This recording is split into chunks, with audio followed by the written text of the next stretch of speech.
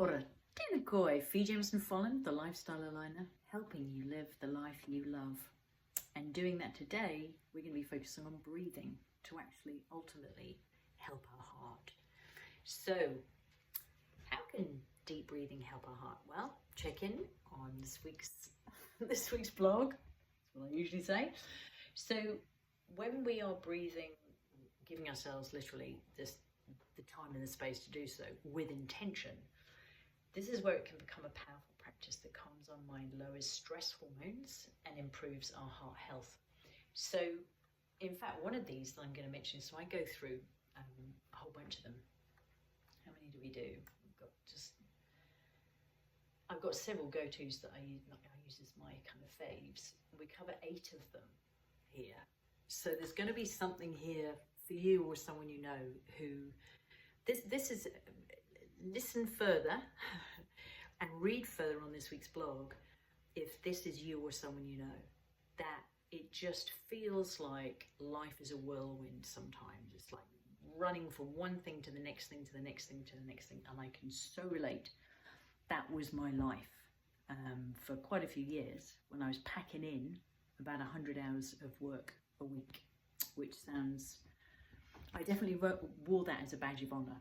You know, I'm super busy, I'm really busy, don't have time for that, which is fine, but it's not sustainable and it's certainly not good for our health, overall general health, but certainly not our heart health. And for those of you who know my story, you know that I didn't have even a little bit of wiggle room there. I needed to really be looking after my heart. As you know, we all need to. You know, it's the one that we get for life. We get one for life. In most instances. So one of the ones that I'm going to mention here is one that we can actually do at our desk. So nobody needs to know that we're doing this. It's discreet, portable. It doesn't cost anything. We don't need any special gear. And this one is just sitting with our feet flat on the ground if we can reach the ground, or lowering the chair so that we're at that point where we can just sit comfortably and really feel a sense of the earth beneath our feet. So pausing for a moment and then taking a deep breath in through our nose down into our belly for a count of 3, and then holding that breath for 2 seconds, then exhaling slowly through our mouth for a count of 5. So it's in for 3, holding for 2, out for 5. And so you'll see that there are a variety of different timings and holdings, you know, in terms of there are kind of 4 parts to this: breathing in, then holding, then breathing out, then holding. And you'll see a variety of different ways that that's used in these different breathing techniques. Some of them even refer to Ayurvedic breathing, which can be incredibly powerful. I'm a big fan of diaphragmatic breathing.